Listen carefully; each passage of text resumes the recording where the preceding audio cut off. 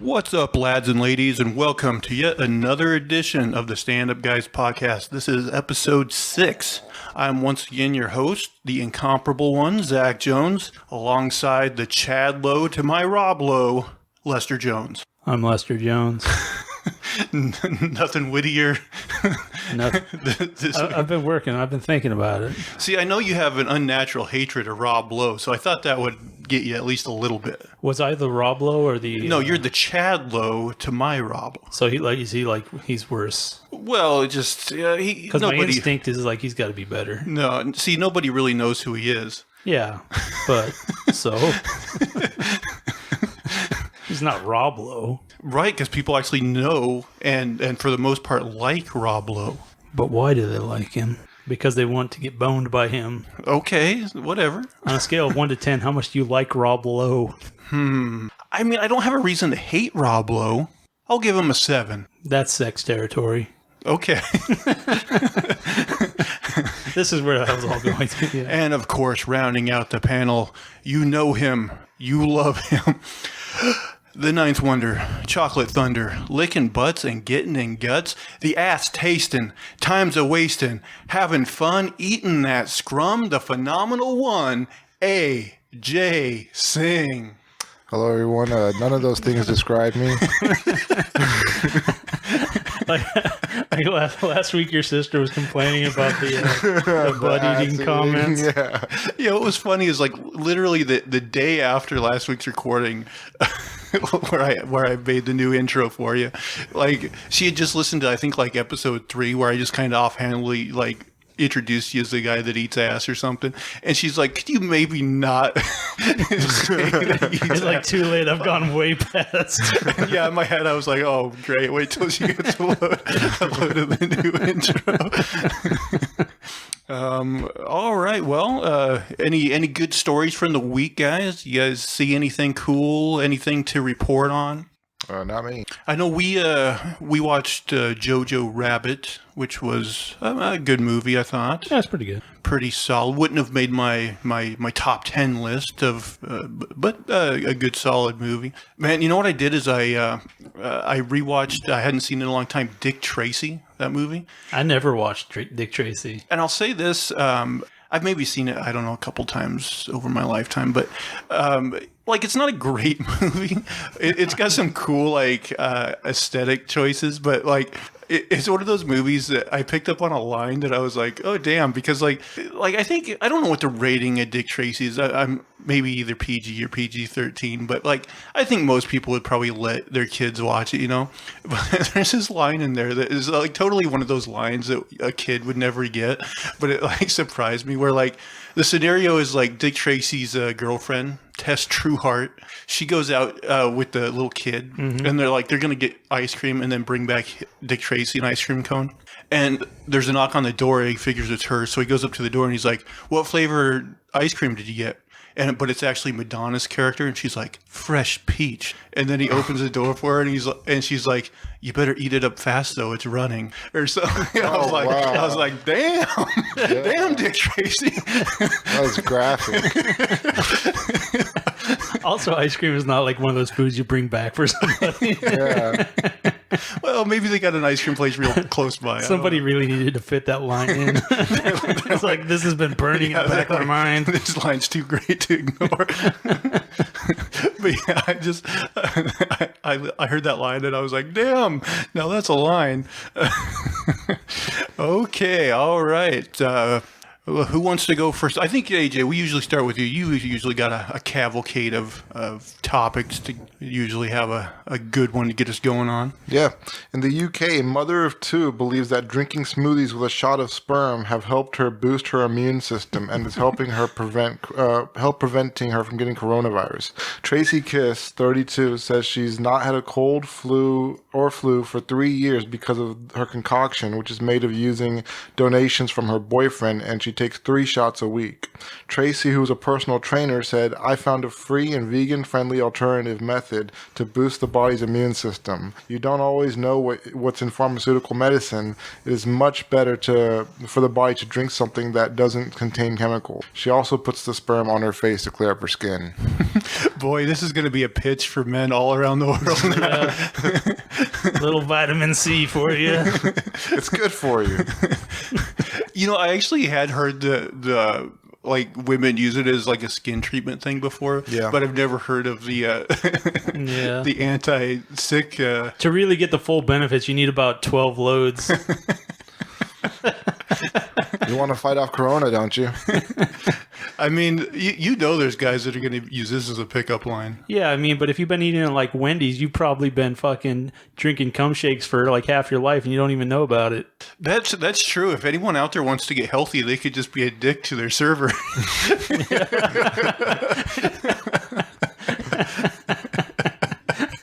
It's like, I really have to work this guy to get the extra sauce. Oh man. Well, I mean, but we found out last week or whatever.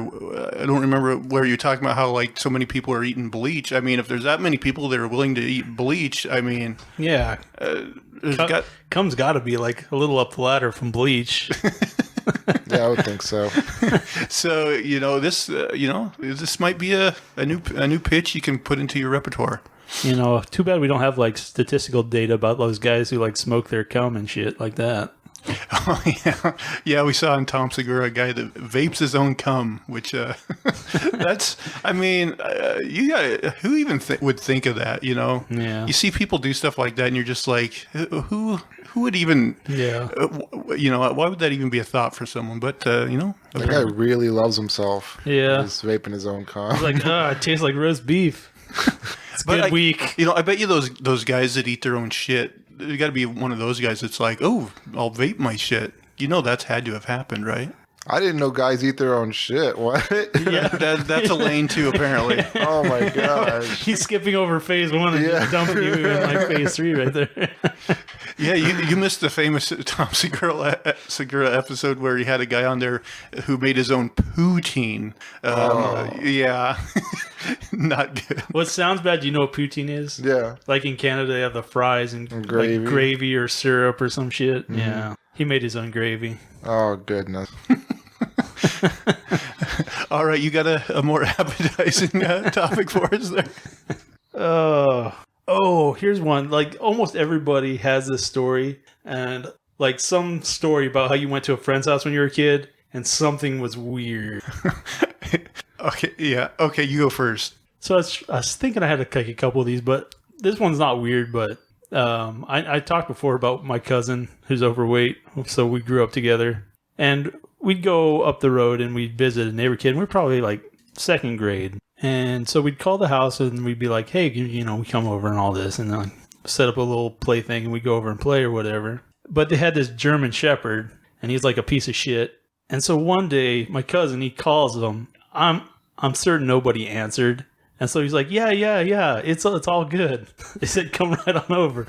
So we go over and we knock and nobody answers. And for some reason, he talks me into going around to the back of the house. And there's kind of like, it's like built on a hill. So the back level, you have to go up some steps to get to the thing. So we go up there and we're knocking.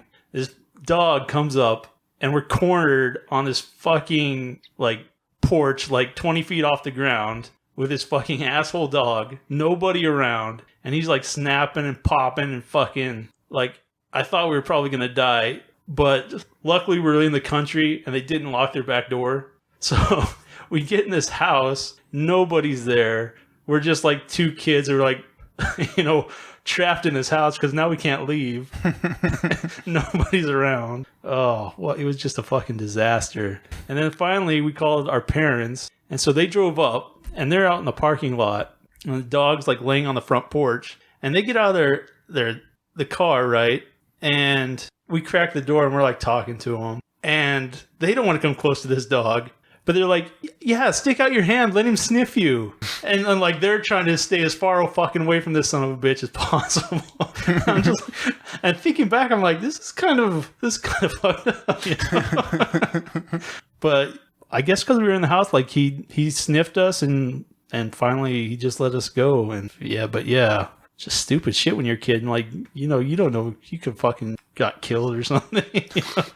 Okay, the one I got, like, I don't know if it's weird or if it just seemed weird to me because we were so kind of different in our household. But like, Right. So I was had a sleepover at my friend Scott's house, and like everything was normal. But like when he went to bed, like he said goodnight to his dad, and he goes, "Good night, Papa," and then he kissed him right on the lips. And I remember thinking, like, and I was only like probably 10 years Right. old, but in my head I was like, "The fuck is going on?" This doesn't happen in our house. Yeah, because like, yeah, we would never in a million years like kiss our dad. Like, if anything, it was hugs, I guess. But then I'm like, I was just like, well, that's probably just different households. But I also thought it was a little weird that he called him Papa, I guess, too, just because like we just always said Dad. So Right. I mean, I would think it was weird if there was like a real formal kid that was like Father or something like that too. Right. But yeah, that just stuck out into my mind. I remember when he seen him kiss his dad on the lips. I was just like, "What? This happens?" I just thinking it was weird, but maybe that's just because of how we grew up. What about you? Yeah, I never actually went into this kid's house, but I used to hang out with this kid who lived down the street from me, and he was only allowed to play in his front yard, and we were pretty old at this time. We were probably like 12 years old or something. Yeah. But yeah, he couldn't leave his yard. And one day, I guess he saw me outside, but I didn't see him. And he was calling out my name, but I didn't hear him. But this other kid, whose name was RJ, who was like a gangster, like did hear him. And he went over to his house and beat him up. Yeah, and I heard about it later. That's a story. I just thought that was messed up. Yeah, that's messed up. Even if you were like, even if somebody was calling your name, you wouldn't just beat them up for the hell of it, would you? Yeah, you'd be like, shut the fuck over. Yeah. Or why are you calling my name? But here's another one, like probably like middle school, you're allowed to start spending the night at friends' houses or whatever. And like one of the first friends I went to his house, like apparently he's like very comfortable with shitting with the door open. And like he's like, I gotta shit, and he goes in there and he doesn't close the door, and he's like trying to talk to me, and I'm just like in a very weird place about this. But the other one, when I stayed at Scott's house, so they kind of thought I was weird, was like, Right. in the morning, they're like, "What do you want for breakfast?" And I was like, "Well, what kind of cereal do you have?" And they're like, "Fucking cereal." And like, because I guess like they every day, like their mom would literally like cook them something like pancakes, whatever. Nice. And I don't know, like, and then he thought it was so bizarre that I would be like, and they had some cereal there, but I got the sense that it was like old and like, Right. and then, like they very rarely ate cereal. So yeah, that's what They had like Prohibition O's like in the back of the cabinet. yeah. So that was like one instance where they were like, "This fucking kid wanting cereal? What the fuck's wrong with him?" Now, did you ever spend the night at a friend or a relative's house? Yeah, at a friend's house, yeah. Any weird experiences in those, or just things you notice like, oh, they do things differently? I think I was probably the weird one as a kid. Oh, Yeah. Yeah, bringing in some foreign culture stuff, and it's probably a little weird. I think mine was always like, I never wanted to ask for anything, or they're like, "Do you want this?" And I was like, "Yeah, okay." You're like, whatever. Yeah. All right. Yeah, that was a good topic. Okay, so I had fun doing these last week, so I thought I'd bring it back. Our hypothetically speaking, our hypothetical question part of the show. I don't know if this will be a recurring segment, but it's possible. So my first one, and I think the answer to this one is actually easy, but I enjoyed it because I just thought it definitely makes you conjure some it in your mind. So would you rather have a paper cut slice perpendicular to your pee hole, like on your dick? That's option number one. Or basically be kicked full force, like in the nuts. Now, obviously, well, I'll check with you guys, but to me, it's definitely the paper cut, because that's gonna, the hard kick to the nuts is gonna be much more painful and probably have a lot longer lasting effect, I would think. So I would go with the paper cut. But what about you guys? Yeah, I mean, I mean, I just say like my 7 Prince Alberts is like nothing to being kicked in the balls, you know. Yeah, I'd go with the paper cut. It would probably burn every time you pee, though. But it's going to be disinfected when you pee. Oh, that's true. So it takes care of itself. But just the thought of like getting a paper cut like on your dick does like kind of conjure something in your brain, like Yeah. Yeah, shrivel your balls a little bit. Now, what if it was, instead of being kicked in the nuts, what if it was either between the paper cut or you have all your ball hair ripped out at once? The paper cut. Yeah, I think so.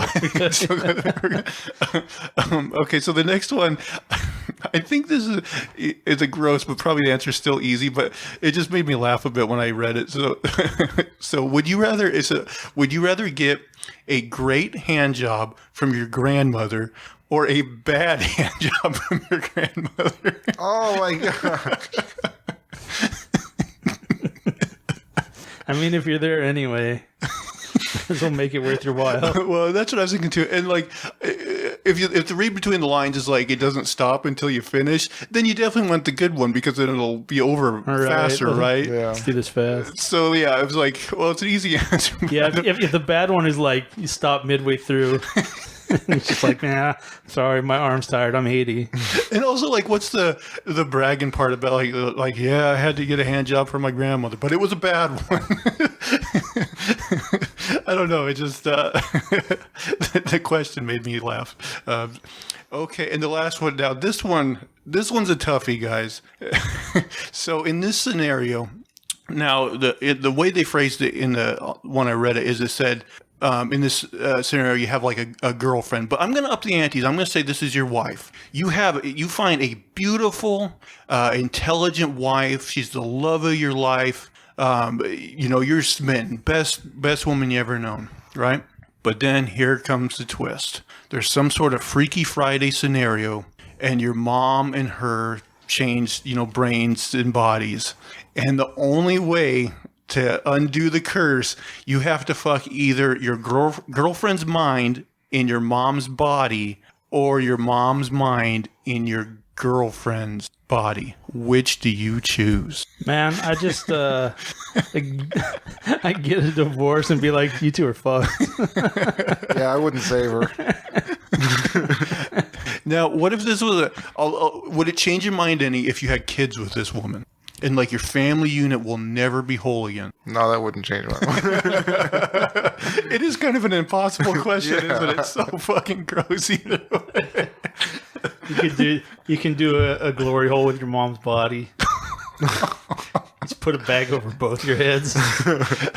That's true. That'd almost be the only way you could do it, right? Is if you you have to psych yourself up, and you have to put some systems in place. That's true. That's really the only way you could do it is like a glory hole scenario. I think we cracked the case. Problem solved. Ugh. Okay, AJ, dig us out of this hole. All right. A man in Vienna has been fined 500 euros for farting provocatively in front of police officers. Yep, the man was charged with offending public decency. Officers argued that the offender was uncooperative and behaving provocatively with officers leading up to the incident. They wrote on Twitter that the man had been sitting on a park bench before getting up, looking at them, and letting go of a massive intestinal and apparently with full massive intestinal wind, apparently with full intent. With intent. So, like, they made sure to say that if you fart on accident or something, it's not a big deal. Nobody gives you a ticket for that. But this guy looked him in the eyes and farted. Yeah. And so he got a ticket. Instead of getting a ticket, I feel like that's more like one of those you shut off your body cam and just fucking kick the shit out of the guy and be like, oh, nothing to see here. Yeah, just rough him up a little bit. I like the idea that that there's like different degrees, like third degree farting, first degree farting, farting with intent to spread some, like is there wafting involved? Like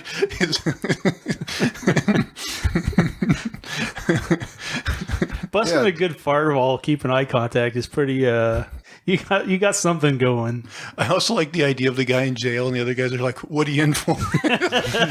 Oh, I killed a guy. I stole something. I farted right at the police, and they knew it was for them. Fart in your general Look him in the eyes. I looked him right in the eyes, and I let one loose. You don't want that guy in the interrogation room. Hot box. Yeah, you take this one, Bob.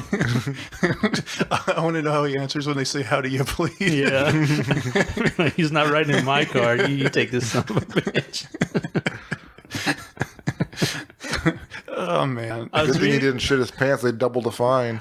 Well, there's a thing. I was reading like a book, and it was like tips from a cop. And he's like, if you get pulled over and you think you're going to get arrested, now before they arrest you, shit your pants. Just fucking dump the biggest load you can conjure straight in the pantaloons, and then they're not going to arrest you because they don't want you in their car with all this shit. They're just going to send you home.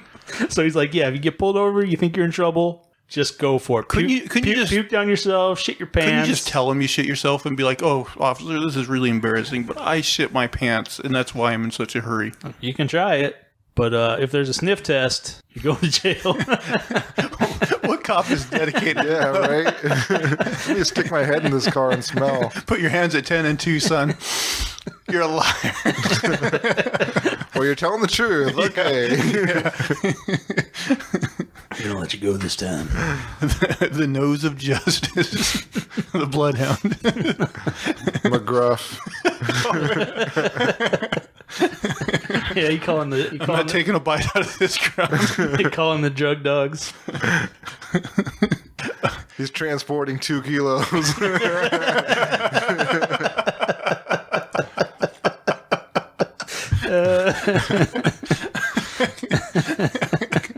Pure brown. Yeah.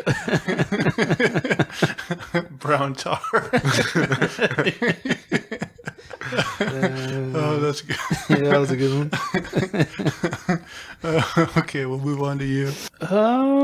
Here, hypothetical. Worst buy one, get one free.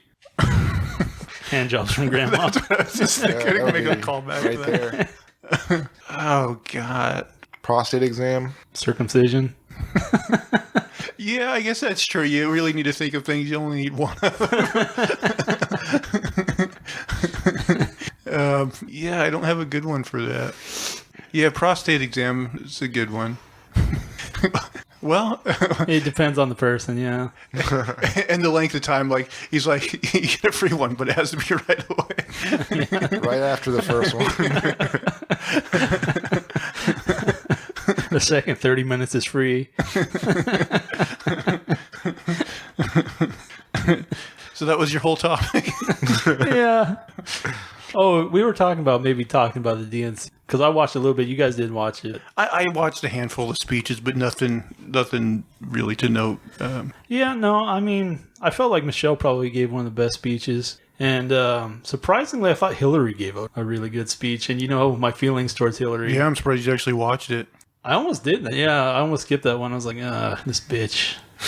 But no, it was you know how like a great sales pitch kind of has like the element of fear. Like, if you do this, you're gonna die, and you know the whole. It was a good pitch, I thought. And another thing is like I was wondering like, what do you guys think about like Bill being? Because I was like, why are they like within 700 miles of this guy right now? I know. Actually, his is one of the ones I did watch out of curiosity, and I mean it's. Yeah, it was boilerplate like garbage. Yeah. But yeah, I mean, the guy's just been kind of freshly accused of being on a pedophile and on Epstein's list and all that. And it's like, you would think like they would want a distance right now. Like even if you thought there was a good chance it wasn't true, like it'd just be like, maybe next time. Yeah. Let's see what pans out, because we don't really want anything in the next 2 months, you know. I know, it'd be like if Michael Jackson was still alive and they were like, ooh, celebrity guest Michael Jackson. It's like, maybe he didn't do it, but there's a good chance he did, or there's a, you know, in the minds optics of are just bad. Yeah. Really bad optics. And it's like, yeah, I don't know what they're thinking.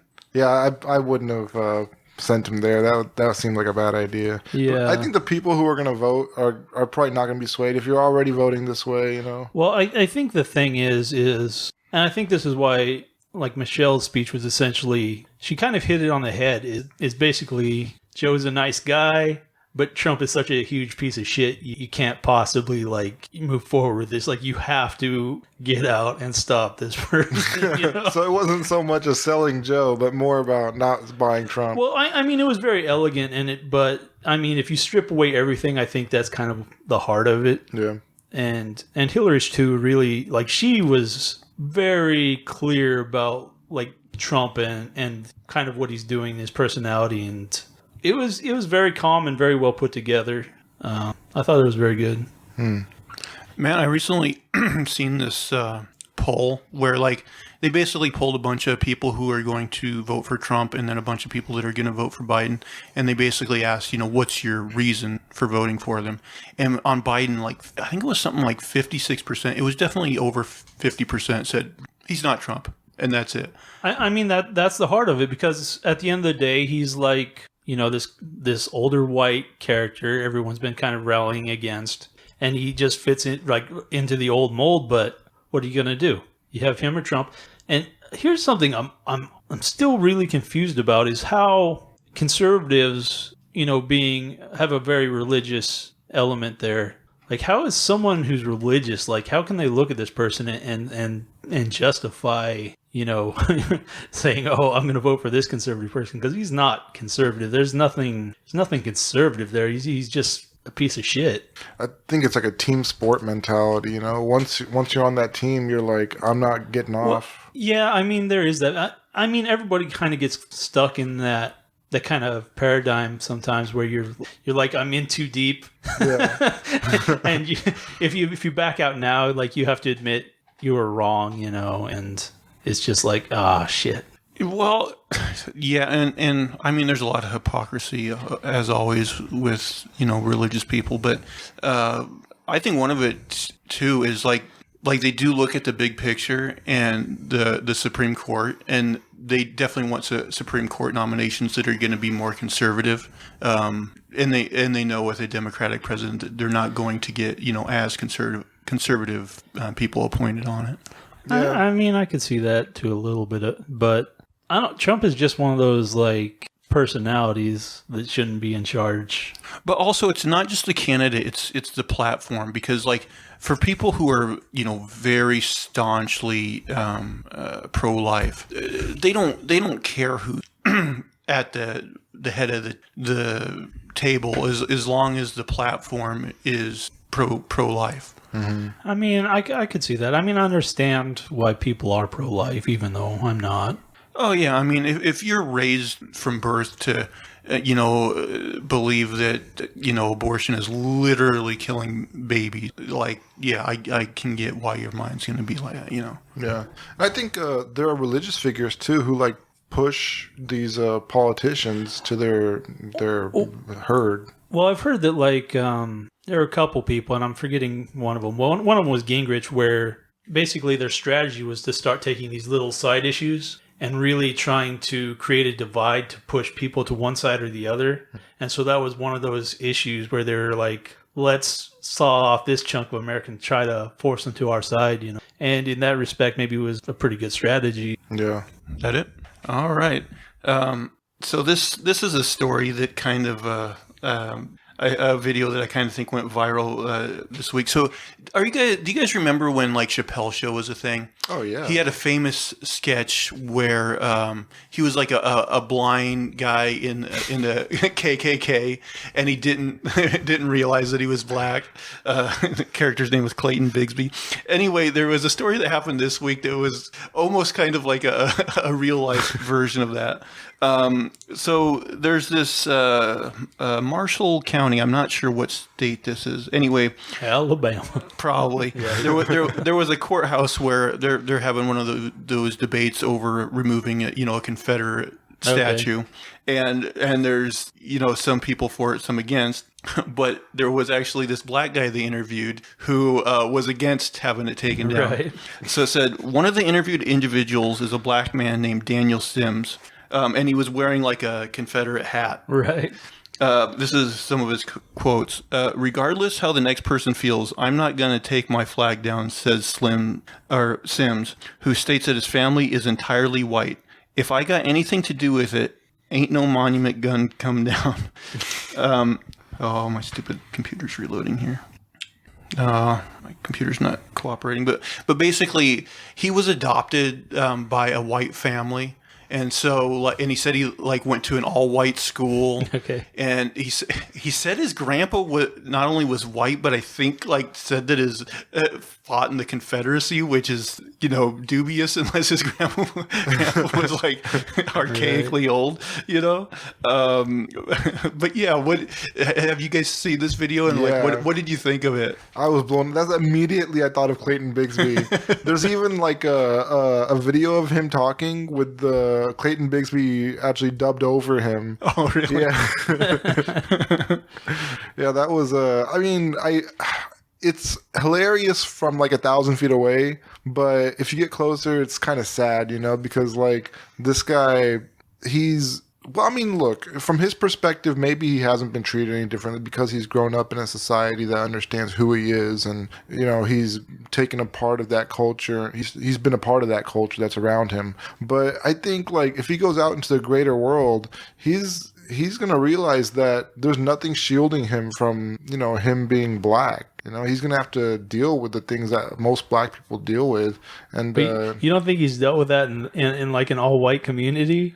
I think the fact that he's adopted and the fact that he grew up like in that culture, like maybe they accepted him, maybe. I don't know for a fact, but it is Alabama, so there's a good chance they let him know he wasn't white. But I just feel like maybe he was kind of in a cocoon there. Yeah. I mean, we all have, certain blind spots, I guess. That is a huge blind spot. Yeah, I thought that was a very interesting story. Yeah. Like just crazy. So I wanted to bring that up and see what you guys thought of it. All right, we'll kick it back to you there, AJ. All right. This one is a little interesting. I have had some topics focusing on sperm being drank in. Right. This one's... You don't want to break the theme. Yeah, let's just stick with a fetish now. This is reported by the Metro, a UK paper. A man with a shoe fetish stole 126 flip-flops so he could have sex with them. Therapat Klaya, 24, had a fetish for flip-flops and was found with a staggering 126 pairs that he pinched from locals in Nonthaburi, central Thailand. Officers identified Klaya using footage from CCTV set up outside his latest victim's home. When they searched the man's home, they found his sprawling collection of shoes that he claimed he had been collecting for more than 2 years. Klaya said he would wear them around his home as it turned him on.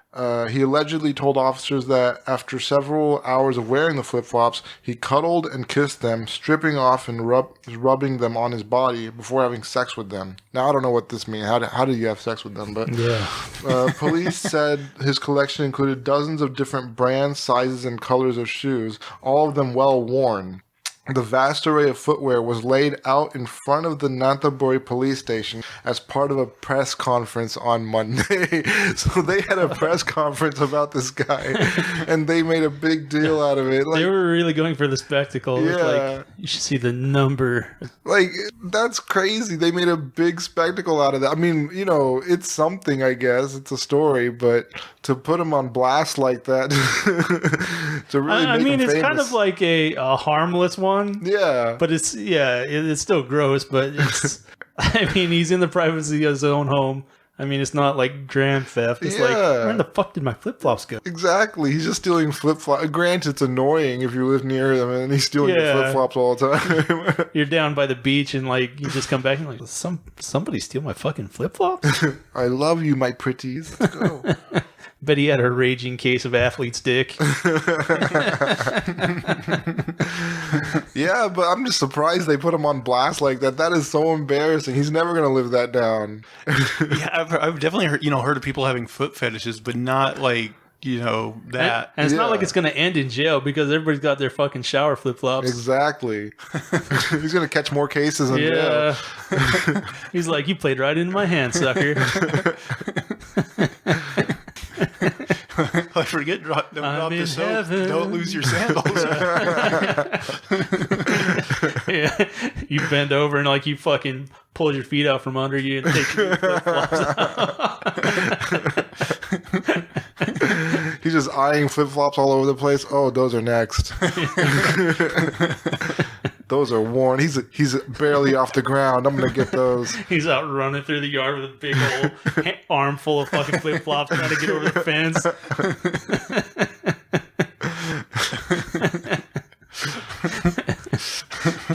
Yeah, I don't know how the sex with the flip flop. Yeah, what is sex with a flip-flop? Like that's like you just like sandwich and fucking Yeah, like you're starting a fire or something.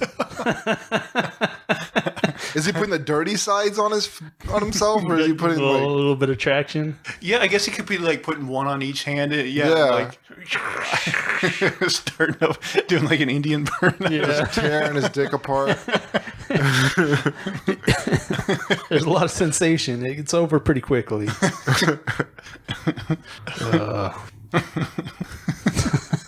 I wonder if he wanted certain people's flip flops, or if he was like he just didn't discriminate. Any old man or whatever. Have you guys ever there was like a famous game show blooper that was like $10,000 pyramid. And like one of the guys giving the clues was like, it was like, these are those sandals that lesbians wear, and the other guy's like Birkenstocks. And Yeah. he's like, Yup. You got it. Yeah, I could see that, I guess. Yeah, that was a pretty well known Yeah, that was like a stereotype about lesbians. Yeah. That's how you caught a lesbian in the 80s. That guy was from Alabama, by the way. Oh, boom. Perfect. Alabama man's gonna catch up to Florida, man. That could become a thing. They're having a contest. Huntsville, Alabama. Oh man. All right. Do you have another topic? Another hypothetical, I guess. Okay. What could you take through the cashier line to creep somebody out? I mean, I would say dildo, but then you'd almost have to be at a dildo store, and they're just like business as usual. Corn cob and lube? Yeah. Yeah, I guess it's got to be like... Or anything in lube. Yeah, that's true. If you have lube to begin with. 2 lemons, a cucumber, and some tape. A pair of sandals and a condom. If you live in central Thailand, they're on to you. Condom's probably a good start, yeah. I was working cashier one time.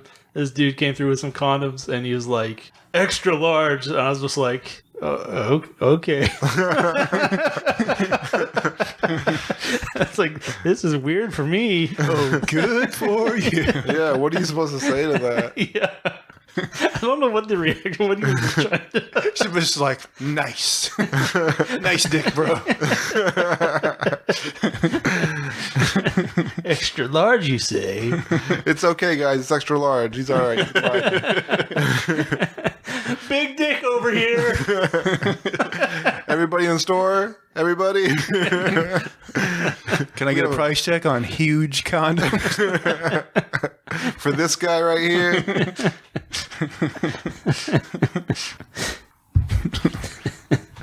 All right. Oh, so I got another story that was prevalent in the news this week. Was that apparently Steve Bannon and like 3 other guys, they were doing this like fundraising campaign to get money to build a wall between here and Mexico, and of course now they found out that they were like stealing people's money, and so like he got arrested and he's like out on bail. But have you guys heard this story? Yeah, I have. But like, it's so like it's one of those things that doesn't surprise me at all. But at the same time, like they took in I think like $25 million. Wow. And like they found out like one of these guys was I think using it for, it says like somewhere on here I think smuggling cocaine from Mexico. like plastic surgery and like boats and house improvements and all sorts of a luxury SUV, a golf cart, jewelry, personal tax payments, credit card debt payments. But it's like it made me think like maybe we should like start one of these to rip off idiots. Well, what was the what's that political one? Like Colbert started one, like A super PAC. Yeah, a super Because PAC. basically you can spend that on anything you want, right? Yeah, you can keep the money. Like one guy started one and got a bunch of money donated to it, and then like he just walked away. Yeah, so like let's make a super PAC that we, say is for some bullshit that, Trump supporters would get behind, and then we just keep the money. Yeah. We could even like produce like a 1 minute is Joe Biden on cocaine ad. That's another thing we should talk about. The ad space that they've been buying Is insane. is absolutely it's amazing. They must have a lot of money because I'm seeing these ads, and we live in Portland. Like, this is a liberal city. Yeah, and well, what's curious is like, is it because they put it like the form of question? Joe Biden, are you on cocaine? Question mark. Is that how you get past like slander or libel or something? Yeah, right. It's like you have to bring a little bit of something to the table with those accusations, right? I didn't actually watch that ad. You told me about it. I didn't watch the ad. I just saw it because because I was surfing YouTube and they put the sponsored at the top or whatever. man, maybe we should watch that. Yeah, so it's just sponsored, and yeah, it's sponsored by Trump, and then like the thumbnail is like some like something you'd see out of a horror movie, like a horror movie title. Yeah. The Bidening or something crazy. Yeah, that's right. It's like, are you on cocaine? It's like, who is putting this stuff together? Because it's so just like. Well, and you don't even need Over the top. you don't even need like the candidate's endorsement. Like if they want to endorse it, you can be, my name is Donald Trump and I approve this message. But like they don't even need that with I don't think with these super PACs they can just make up whatever bullshit. Oh, yeah. Well, I mean, it had Trump's picture there, like it was part of his campaign. But I guess it could be from a third party. I don't know. I mean, it wouldn't surprise me either way. But like, yeah, like how bad is like political stuff going to get like in our lifetime, like with the internet and everything, and also with like deep fakes and stuff that that are just going to get more and more advanced. Like it's just crazy. Like it's going to get to the point where I mean, throwing shit is an age-old tradition, but. There's always been some kind of class to it, I'd say, right? Well, yeah, you don't want to like make yourself look like a complete piece of shit in the process. Like, like there's a delicate like balance you have to strike there. Now it's just like kindergartners. They're like children just going at each other. And I mean, the Democrats, I still feel like for the most part aren't at that level. The Like Republicans, they don't have to be though. yeah, I mean, it's like it's so easy to just take the high road and be like, "Hey, look at this piece of shit." yeah. Like Trump himself, like he's proven it though. Like the last time he ran for election with like 17 Republican candidates, he just kept slandering and kept lowballing, and he got himself to the White House by doing that. Yeah. He was just lowest common denominator. Well, nobody put up any. There was no good competition. Yeah, it was no, just there like wasn't. it was just like everybody was terrible, and then like somehow like he was the last one standing. Yeah. Do you guys have at this point like official prediction for the election? Because like they've had a lot of polls that say Biden's leading, but like at the same time, if you go back to 2016, they had very similar polls saying Hillary was so it wouldn't surprise me at all if Trump won again. Yeah. No. I'm definitely think it's going to be Joe, and the thing is, it's really hard to knock an incumbent out, and there's some game theory reasons for that. I think just he's so unlikable. I don't see him getting another term. Yeah, I think Joe Biden pulls like those Rust Belt voters. He's moderate. He's not scary. Yeah, exactly. He seems like a safe bet. So, I mean, if it was Bernie, it might be closer, I think, honestly, between Trump and Bernie. I liked Bernie more, but, I think Biden is I mean, there's a reason they really push for candidates to be in the middle. And that's why you see so many, centrists. And that's why, Republicans or Democrats are frequently very similar in their stances. It's hard to tell. I actually think that Bernie maybe would do better, but I mean, it's hard to tell with the way the media would portray. I mean, I'm saying probably anyone who would have voted for Bernie is probably still going to get out and vote for Biden. Most of them will, yes. My sister, she's never Biden. Like, she hates Trump for sure, but she thinks Bernie got screwed over by the DNC, so...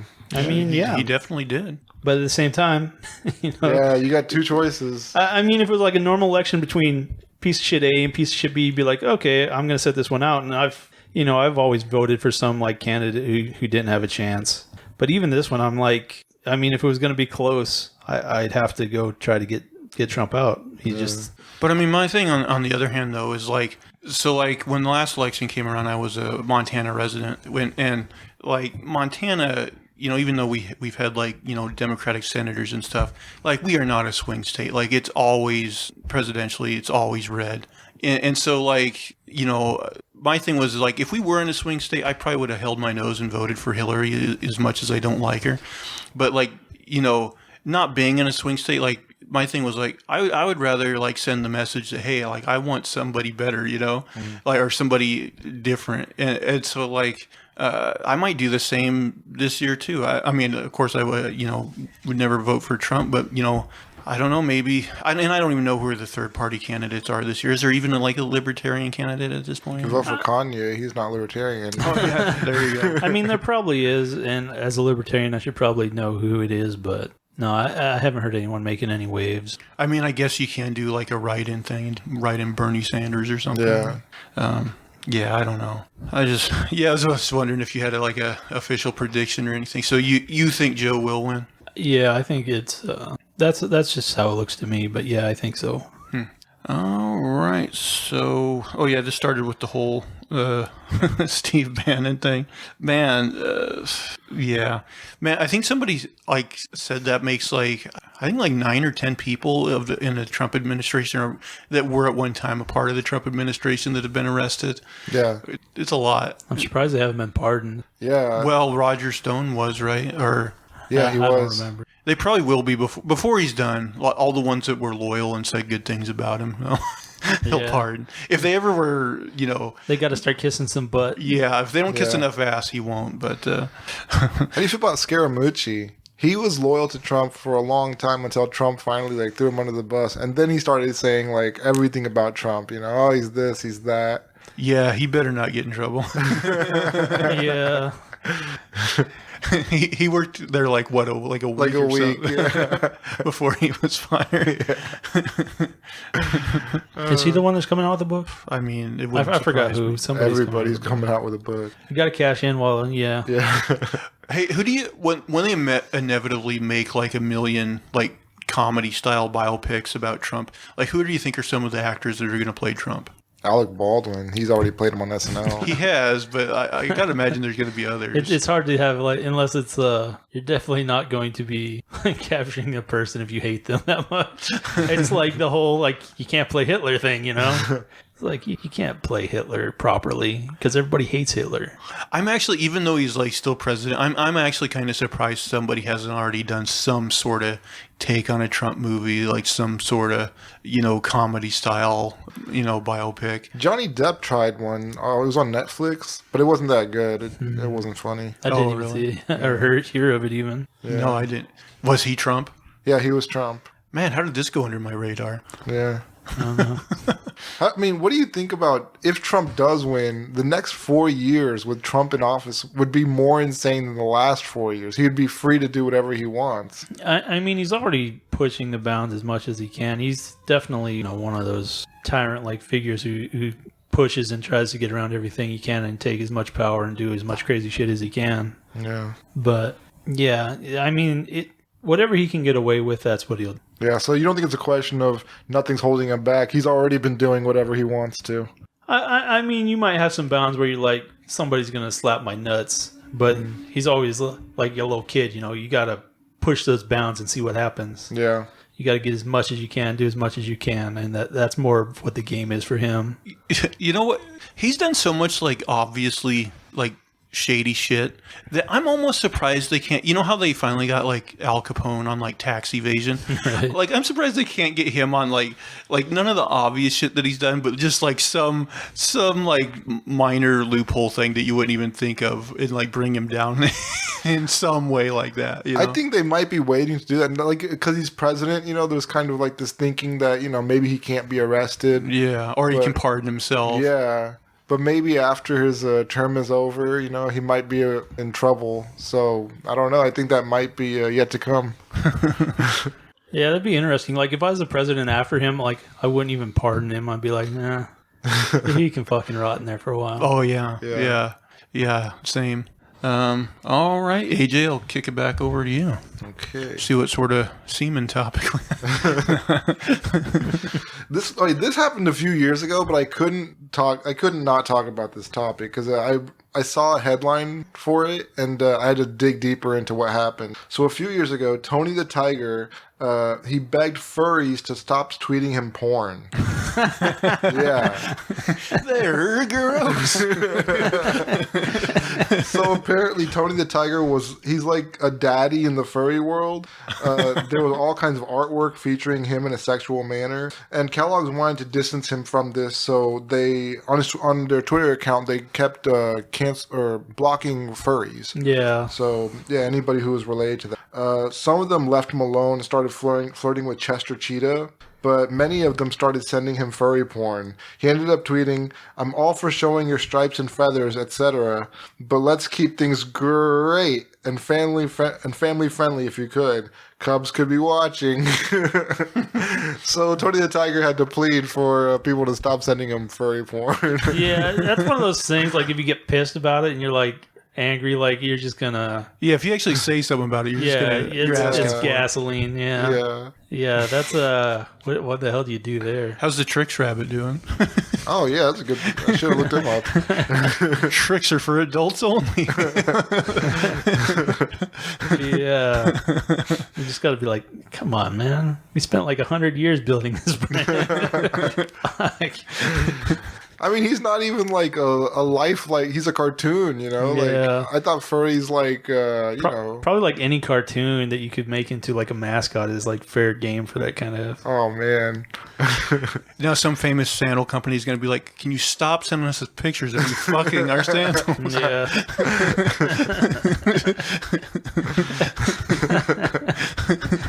You're going to love these velvety,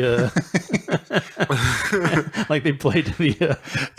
Yeah, maybe we should make like a sex sandal just for that niche Oh, person. yeah. With a little indention on the inside.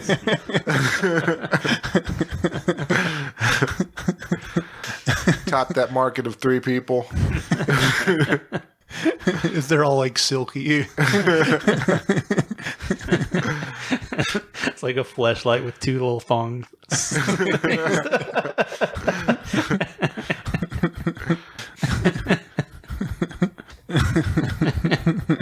Oh, I saw a clip where some guy, he had like, I think maybe was it more than one, but he had like a fleshlight under his bed.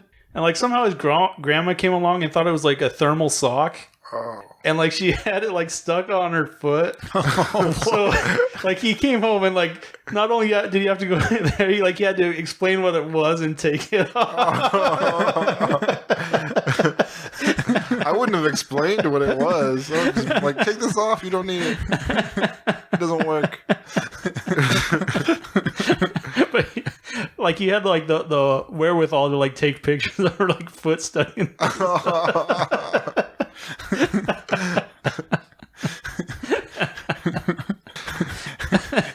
You know he used it after that too. Yeah, I'd be like, yeah, these are expensive. I don't know. I'm just On the upside, it cleared up her foot skin. She didn't get a flu for 2 years. Yeah. Man, I saw in some comedy show like for people that actually have foot fetishes, they basically had one of those but it was an actual like foot. Like that people could fuck. It looked like a full size foot. It was like a flashlight, but it was a foot. Yeah, a footlight. Oh. Yeah, and I was like, God, like I know those people exist, but like, damn. Like stuff like foot fetishes makes me wonder if you like just like looked at the Sears catalog of fucking like refrigerators and jerked off to it, could you like condition yourself to be like horny around fridges or something? Yeah. Look at the chrome handles on that baby. You know, like, is it just like a conditioning thing? I don't know. Like Pavlov's boner. Yeah, exactly. It's a bell. I need to get off. Yeah.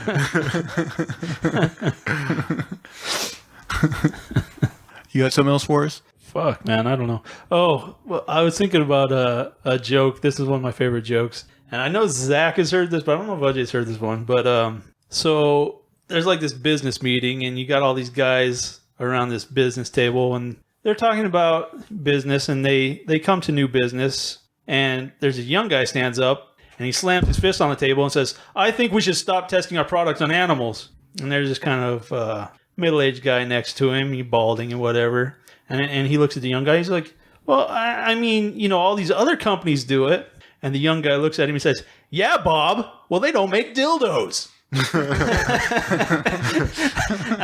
I know I told this one to Zach before. Yeah, I did hear that. But like, it was also with our mom, and like, she was not impressed. You got to know your audience. Yeah. I knew she wouldn't like it, but I liked it. I always have this old favorite. What do you have when you have 2 green balls in your hand? Kermit's undivided attention. So he tweeted earlier and said, "Bring a joke to the table." So I looked one up, and I found one I liked. What did the leper say to the sex worker? "Keep the tip." That's a gross one. Yeah. Yeah, that's gross. Do you guys ever like remember telling jokes when you were really young that you know you didn't get the punchline to? Probably. Like I remember in grade like school. jokes didn't have to be funny when you were really little. Like if you listen to kids tell jokes. Yeah, that's true. Yeah. That's true. But I remember in grade school, I would always repeat these 3 jokes that I think I heard from Dad, which was like, why was the pool table green? You'd be green too if someone was racking your balls all day. And that's one as a kid that I understood. But I would also tell the one like, why was the big ship white? You would be white too if you were covered in semen. And, and then there was one, why was the schoolhouse red? You'd be red too if you had 7 periods a day. And like I distinctly remember telling those when I was like in 4th and 5th grade. And like I know I didn't understand those last 2. I think one of the great things about being a teacher is just like probably the crazy shit you hear, and you just got to be like, let's just not talk about it and like hope it goes away. Yeah. Yeah, they must hear some crazy stuff. You're just like, oh, God. Yeah, I bet teachers often are like, should I bring this to the parents' attention or should I just let it slide and hope that it never shows up again? I heard kids, like, they tell everything that happens in the house, too, like, whatever their parents are up to. Kids have like no filter, no secrets. Like, yeah, just something. They're going to say something. Teachers know everything. All right. Let's see. This, I don't know if this is a good one. Like, this is going to be like one that leads to something funny probably, but I was just thinking, because like, you know, with all the like doom and despair, like I was thinking, instead of like post-apocalyptic, I was thinking, what do you think utopia would look like? And is it something that's even attainable? Because like I was thinking, like, in order to have a utopian society, I would think that people basically would only work if they wanted to. And that's not like saying like, you know, like, oh, I'm lazy and I want to be late. Because I think most people like are active and they want to do things. But, and I think they still would do a lot. Like even if we had machines that did all the, you know, shit we don't want to do, they would just, you know, basically make art and be creative. But then like, that makes you wonder, like, how does capitalism and work in a society like that? Because like if we had machines that basically did everything for us and we could just concentrate on doing things we liked, in a way, like it'd almost be a communist society, wouldn't it? Everybody would, you know, there'd be really no use for money even. It wouldn't seem like. Yeah, I mean, you could definitely see some strange futures coming down the pipe. Because, yeah, at a certain point, if robots can do everything, then what do you do? Because even if you're just sitting around and you have everything, people are going to be disappointed. Oh, definitely. Yeah, you have to be doing something, I feel like. Yeah, and I think people would do stuff. They would just, you know, like I said, they'd be creative. They'd always, you know, be making, you know, movies. There'd be so many movies, TV shows, and podcasts. It's already kind of ridiculous. I mean, there's always things to do, but you just probably have... And they'd probably learn things. I don't know. Yeah, I mean, there's some question also, like, you know, when robots become advanced enough, like, if there's going to be anything really new, but it's just about, you know, pouring yourself into something. But also, like, like let's say we were society was getting to that point, and like more and more things, jobs were going away. Wouldn't you think the people that had all the wealth would do very shady things to maintain the power that they have? Because what good is all Jeff Bezos's money and power if society gets to that point? He would want to do something, stay king of the hill, right? I mean, yeah, I think it's definitely possible. Yeah, I don't know what they would do, but I'm sure they'd find some way to corrupt the system. They always do. I mean, now they lobby and they kind of pull the ladder up behind them when they get their wealth. But I mean, there's a certain point is how much more do you want? How much do you need? I mean, yeah, but the answer to that question is seemingly endless if you look at... I mean, I don't really care if he has endless money. I don't know if it affects me. Yeah, it just it was one of those things I thought too. Is a utopian society even possible? Because to me, I'd like to think so, but you start thinking about things like that, and you're like, boy, it seems like there'd always be something that would get in the way. I mean, even if you're giving people everything, they're not going to be happy, and they're still going to be shitty. And people are always going to want people to think the same way they do. You're always going to have political division, and well, I mean, at that point, I don't even know if you need politics, right? How much of politics is trying to control essentially some sort of product or some market or something? Well, I mean, the pro-life people, they're never going... As good as society gets, they're always going to, that's going to be a line in the sand. So there's always going to, no matter how good society gets, there's always going to be competing ideas and people that get very heated about those ideals. And, would there always be some sort of conflict and war? I don't know. Yeah, I think conflict and war is here to stay. But it was just kind of a thought experiment that I thought was interesting. Just the idea of a utopian society and a utopian world. I think there maybe could be some good sci-fi stories in that.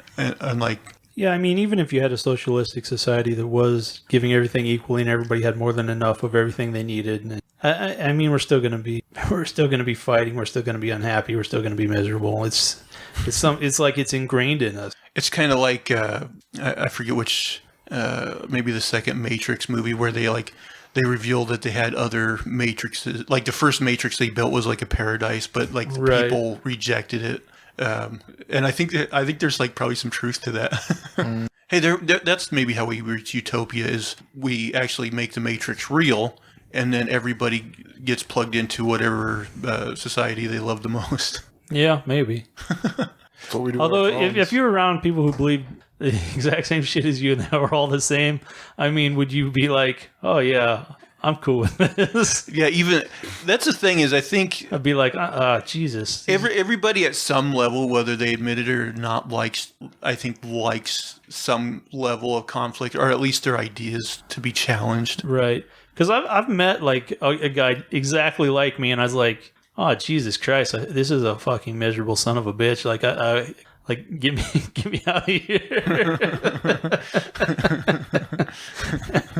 It's oh Jesus, that was a shitty experience. Fuck, gotta go work on my people skills. Hey, if hypothetically, let's say video games, they're okay, we basically discovered a safe way to make basically a Matrix video game. But you actually do have to get a jack surgically implanted in your brain where you can plug in. Would you do it? No. You wouldn't? No. Even if it was they tested it thoroughly, it wouldn't kill you, and it would give you these amazing, you could see all these alien created worlds. What if you could go in there and your grandma could give you amazing hand jobs, but nobody ever knew about it? Yeah, AJ Ben would.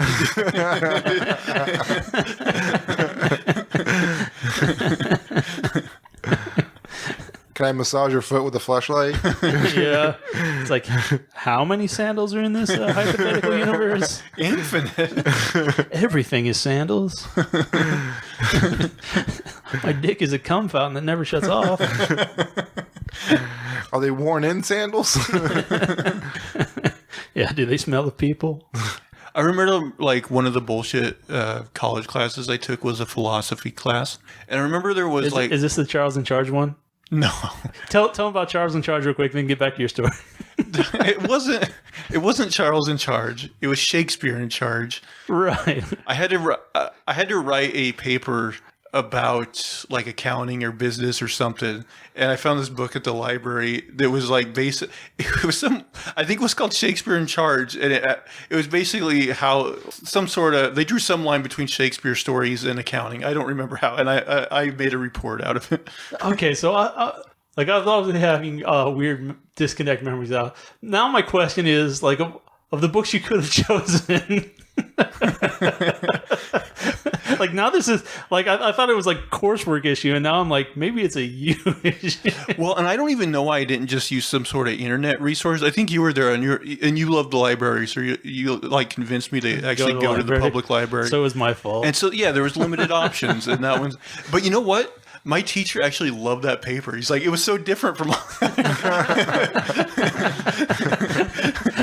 I'm glad I could help. And anyway, back to that philosophy class. I remember there was like a question like the teacher posed to us, which was like, they were like, imagine there is a matrix, and basically you can get plugged into it, and you will always be as happy as you can. Like this thing will predict like if you want it to rain. Like it'll start rain, and it'll read your brain, and you'll just always be maximum happy. And so kind of like meth.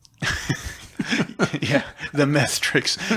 But basically the implication, I'd watch that. The implication was that it would somehow be immoral if you said, yes, hook me up to the happiness matrix.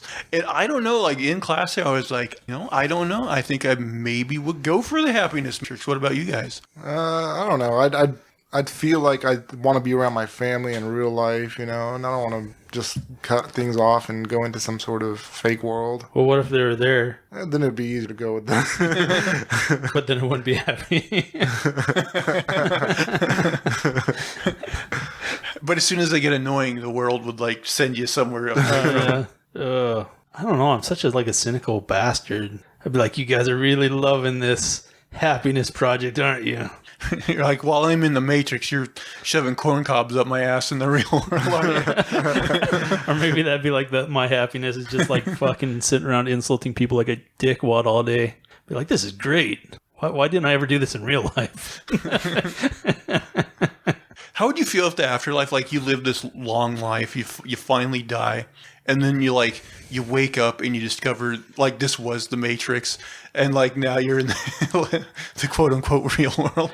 I don't know. That's kind of like Buddhism, right? It's like, oh, this all sucks balls, and like you're gonna keep being reborn into it forever and fucking ever until you reach enlightenment, and then like you can step off the fucking treadmill, Oh, is that really what Buddhism is? Like you're going to come back to this world over and over until you like finally learn to be a good person? Well, it doesn't even talk. I don't even know if it's about being a good person. It's just like if you're not enlightened, you can't leave. Like you're going to keep being born into it. But like the philosophy is like life sucks and you need to like just set this shit aside and be enlightened, or you're going to get some more of it, buddy. It's a tough deal. Yeah. A little bit of the carrot and the stick there. Have you ever been like pitched a version of the afterlife that you actually like? Because I feel like there's a lot of shit ones. Like reincarnation definitely sucks. Like, oh yeah, I want to be reincarnated as something lower on the food chain, like an ant or something. Yeah. I mean that's the lottery there. That's what everybody plays coming into the world. I always wonder about like the standard like Christian version of heaven. Like, because like let's say they don't really give you too many details. I mean, well, let's say you go to heaven, and like let's say you're somebody who just loves to swear, but that's a sin. But you say you're sorry for it or whatever, and they let you in. Like now you go to this heaven. Are you banned from swearing? Or does your mind just change to where like, oh, I'm enlightened now and I don't need to swear? And if so, are you the same person? I mean, I think I need more details on this heaven they're pitching. I mean, I don't know. I think if they would have told me like when you get to heaven you get 72 sluts.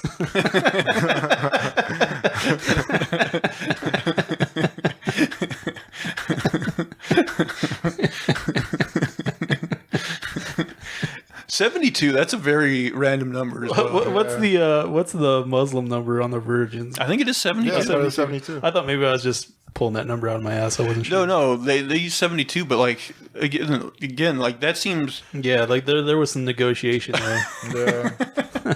What number should we make it? Does 113 sound too much? 40 is too low. You don't want to be greedy. You shouldn't do voices like that's racist.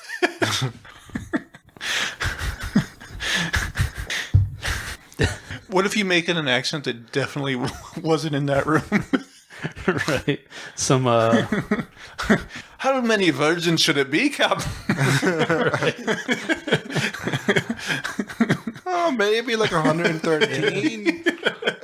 yeah, we probably got a little bit of Scottish somewhere in there. Not too racist.